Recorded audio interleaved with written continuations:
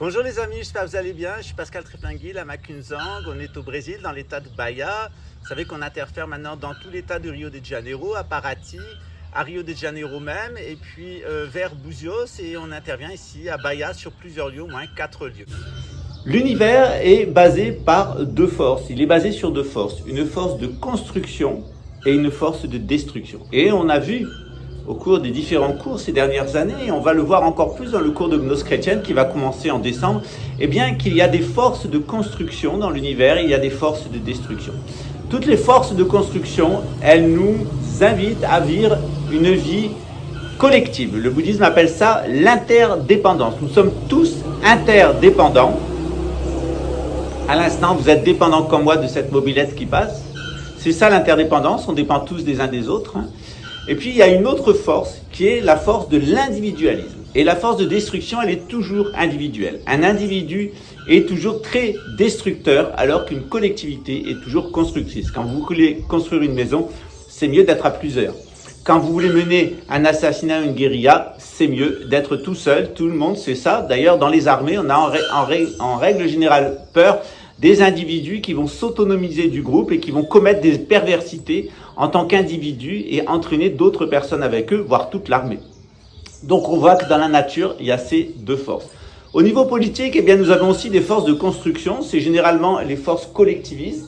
C'est les forces de gauche, le socialisme, etc., qui construit la collectivité et qui construit l'interdépendance entre tous les êtres.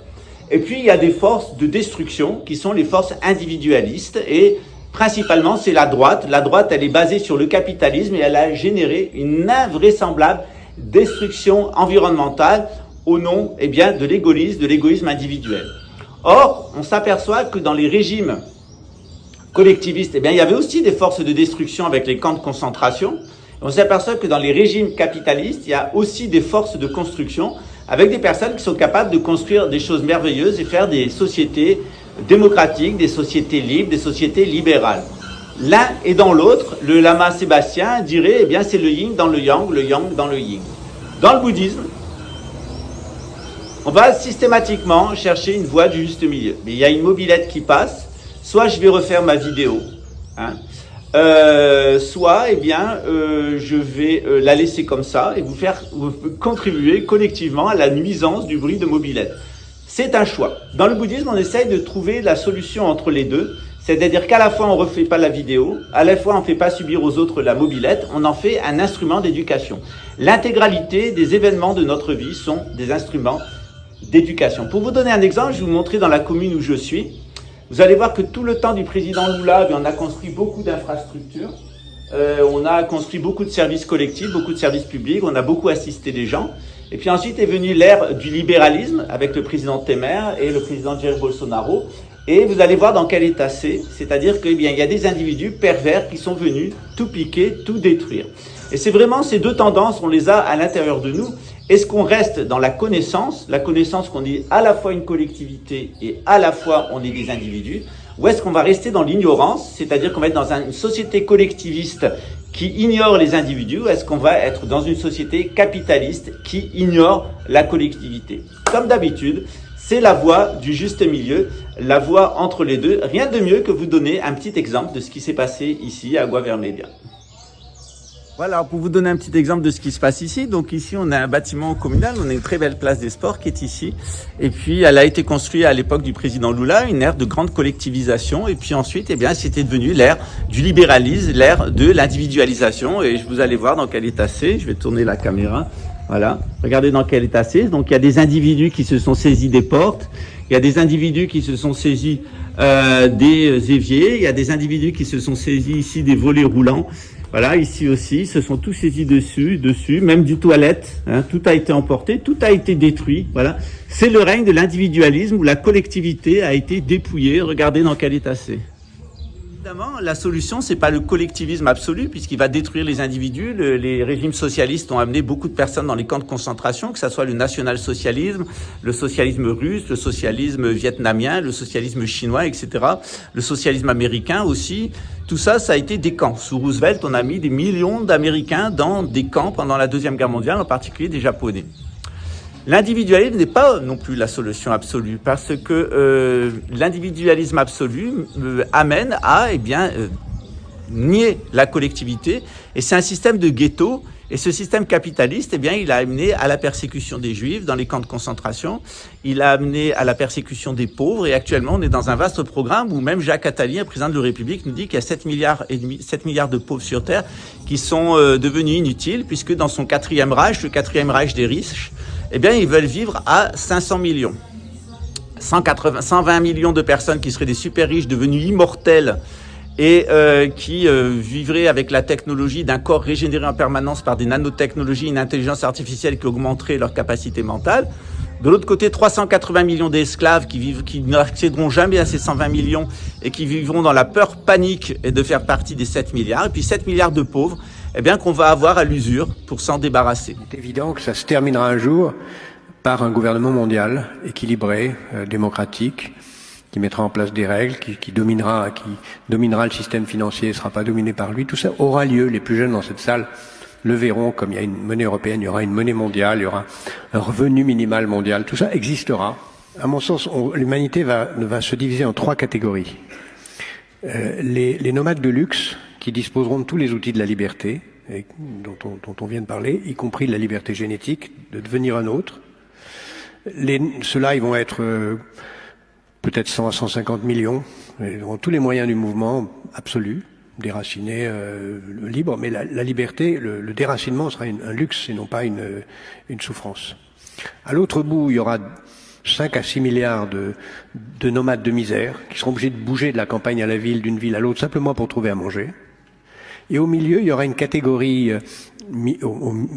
centrale, une sorte de classe moyenne, qui vivra dans l'espérance illusoire de rejoindre les nomades de luxe et dans la terreur réelle de basculer dans l'infranomadisme.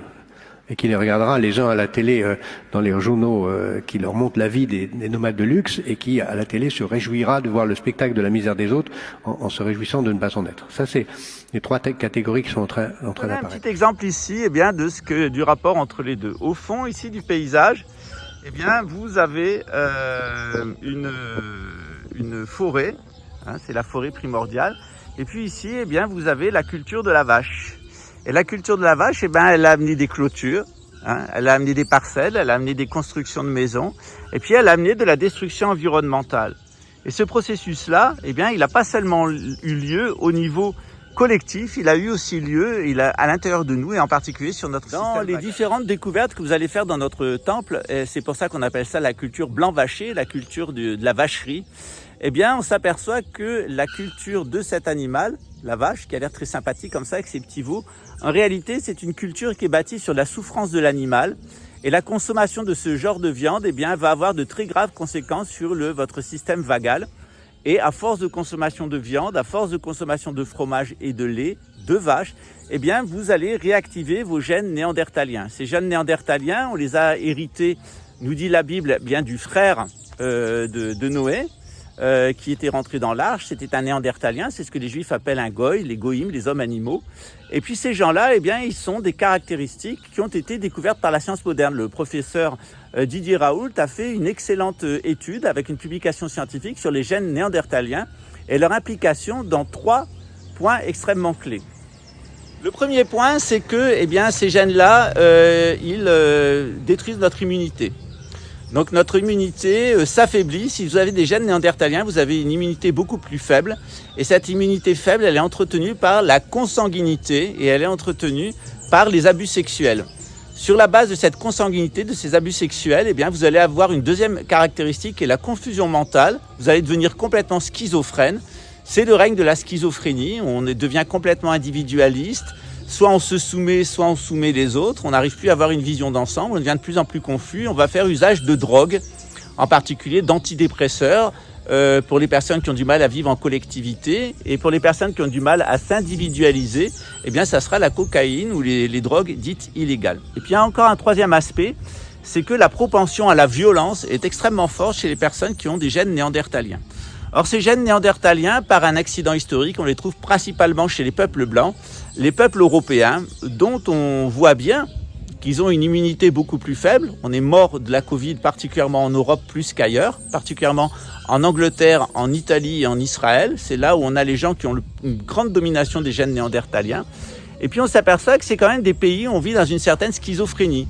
L'Angleterre, eh bien, c'est le règne de la couronne britannique, celle qui a servi le monde avec son projet de gouvernance mondiale. L'Italie, c'est le milieu de Rome, c'est l'origine des Édomites, et c'est aussi ce sang italien qui apporte partout où il passe toutes les mafias et tout ce qui est lié aux mafias et aux destructions. Et puis chez les Israéliens, il y a quelque part un mensonge sur les origines, où 95% des Israéliens n'ont aucun lien génétique avec les Juifs de la Bible et avec les Sémites en général, puisqu'ils sont des descendants des Khazars, c'est-à-dire des descendants de Cham. Ça n'a aucune importance, puisque ce qui compte, c'est être une bonne personne, de bien pratiquer sa religion.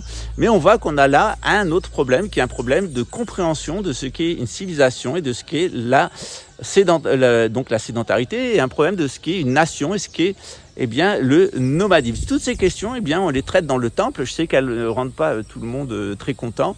Beaucoup de personnes préfèrent se soumettre au pouvoir en place et rester dans l'ignorance.